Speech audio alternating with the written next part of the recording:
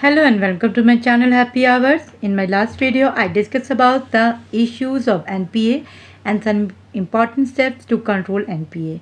In this video, I am going to discuss about the NBFCs, monetary aggregates, financial market and its structure. So what are we waiting for? Let's jump to the first topic, which is NBFCs. NBFCs is the non-banking financial company, is a company registered under the Companies Act 2013, engaged in business of loans and advances, acquisition of shares, stock, bonds, hire purchase, insurance, business or chit fund business, but does not include any institution whose principal business is that of agriculture, industrial activity, purchase or sale of any goods or providing any services, and sale, purchase, construction of immovable property. The working of operations of NBFCs are regulated by Reserve Bank of India within the framework of Reserve Bank of India Act 1934 and the directions issued by it. On 9th November 2017, Reserve Bank of India issued a notification outlining norms for outsourcing of functions services by non-bank financial institutions. As per the new norms, NBFCs cannot outsource core management functions like internal audit, management of investment portfolio, strategic and compliance functions for know your customers, which is known as KYC, norms and sections of loans. Staff of service providers should have access to customer information only up to an extent which is required to perform the outsourced function. Boards of NBFCs should approve a code of conduct for direct sales and recovery agents. For debt collections, NBFCs and their outsourced agents should not resort to intimidation or harassment of any kind. All NBFCs have been directed to set up a grievance redressal machinery which will also deal with the issues relating to services provided by the outsourced agency. More than 50% of income and the assets must be financial. They offer investment options, loans, fund transfer services, leasing and hire purchase options.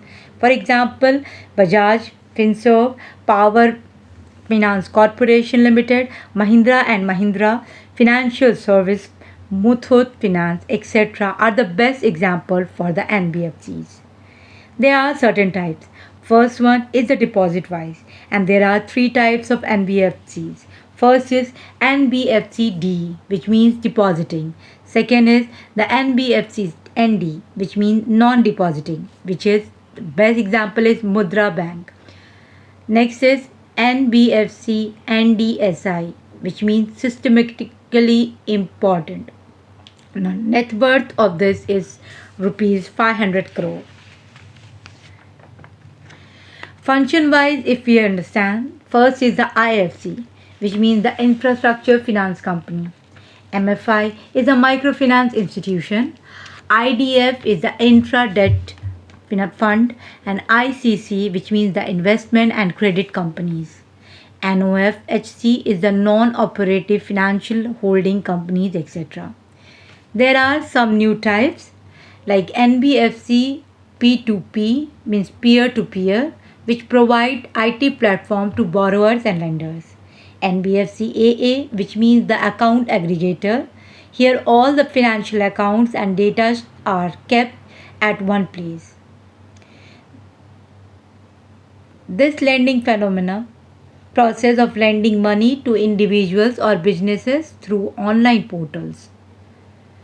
Whenever we are discussing about the NBFC P2P, it is the online portal. An individual or financial institution can become a lender at P2P lending and earn interest paid by individual or business who has borrowed the money.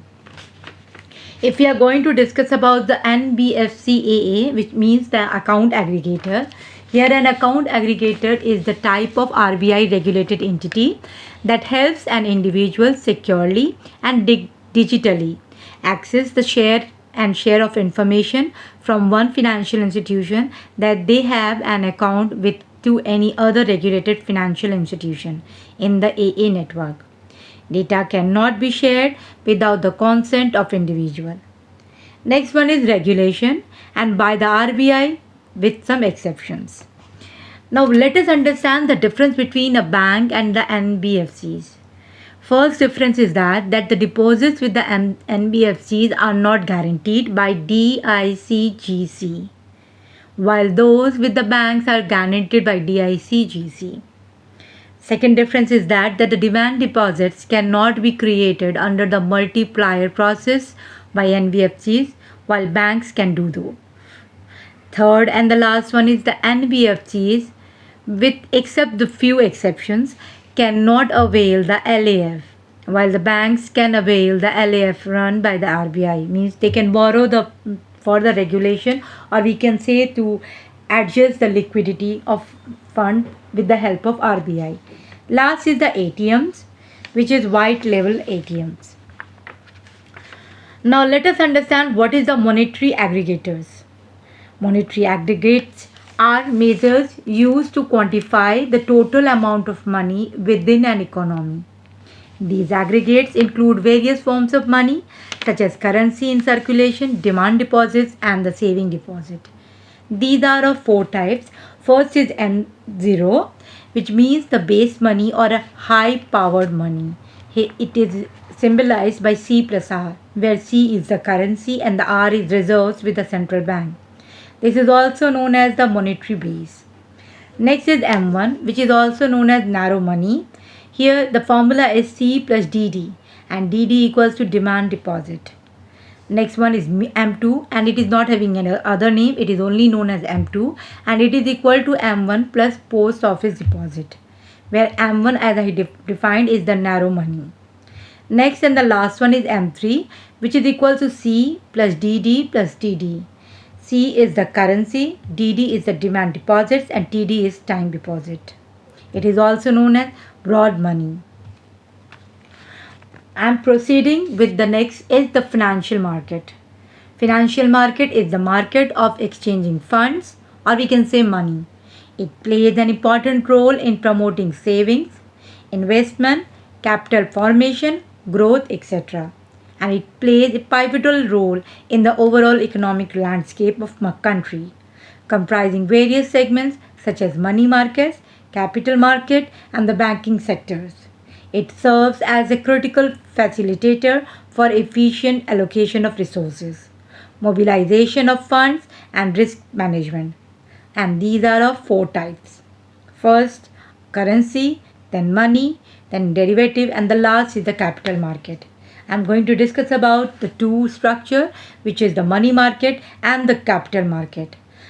Money market. Money market is the market for short-term funds for a period not more than 1 year. It explored for working capital, a capital to use wage payments and the raw material, etc. Now next is the capital market. Market for long-term funds and the period more than 1 year. It explored for fixed capital and the capital is for the machines, businesses, buildings, etc., which remain fixed and are highly valuable. In the money market, it is again divided into organized and unorganized type. Now let us discuss about what is the organized money market. This sector of money market in India is characterized by registration, approval and license from market regulators. It is called organized because it is systematically coordinated with RBI and other market regulators. And major participants are RBI, banks, NBFCs, mutual funds, insurance companies, etc. And the major instruments of money market are call money. It refers to interbank borrowing and lending for a short term period, typically overnight up to 14 days. It enables banks and financial institutions to manage their short-term liquidity requirements, and the rate at which the money is borrowed is called the call money rate, and it keeps changing on hourly basis. Next, I'm going to discuss about the other instrument of money market, and that is two parts of the call market. First is it refers to the market of borrowing and lending of money. It between banks for one day, and the second one is short notice market. It refers to the market for borrowing and lending of money between banks up to 14 days. Next, I'm going to discuss about the CBLOs, which means the collectorized borrowing and lending obligations. And these are issued by the commercial banks to raise money from money market. Their time period runs from 1 day to 1 year. And the CCIL, Clearing Corporation of India Limited, provides guarantee on them. I'm proceeding with the CPs. CPs means the commercial paper and are to be issued by primary dealers, all India financial institutions and high rated companies. Their time period run from 7 days to 1 year, with an exception of 3 years for AIFIs.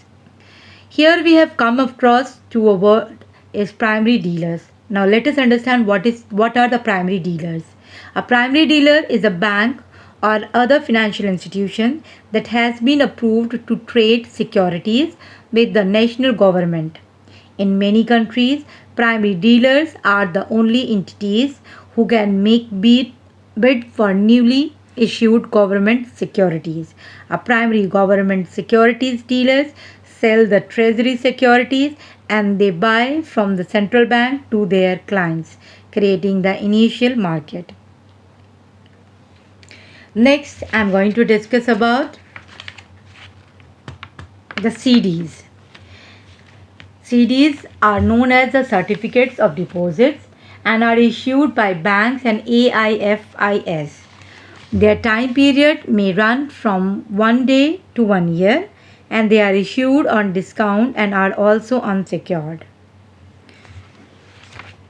I am proceeding with bills. Bills are of many types. First is the commercial bill. Commercial bills are issued by the traders. The time period is usually 3 months and they are not much popular in India. This concept is from USA. Next is the treasury bill and are issued by the RBI on behalf of the government of India. They are issued on discount and are fully secured because there is a guarantee by government on them. And one more important thing which we have to understand, and that is the state government cannot issue treasury bills. Presently, the following types of treasury bills are being issued. First is the 91 days treasury bill. Second is 182 days. And the third one is 364 days. Means we can say not for 1 year even. Next and the last one is the cash management bill, which is also known as CMBS. Similar to treasury bill, and CMBS are also short-term securities sold by the RBI on behalf of the central government, but with the maturity period of less than 91 days. It is also aimed at meeting the short-term cash flow mismatches of Government of India. Similar to treasury bills, these are also issued at a discount to face value auctions by the RBI. The banks are followed to keep CMBs to meet their SLR requirements. In the last, I am going to discuss about the unorganized market, which is the part of the money market. This sector of money market in India refers to the one that is not registered and not regulated. It is called unorganized because it is not systematically coordinated by RBI or by any other money market regulator. And the major Participants are hundies, money lender, relatives, friends, and many persons you can include, like local money lender and chit funds also. By this, I'm concluding my video. And if you find my video interesting, kindly like, share, and subscribe. Thank you.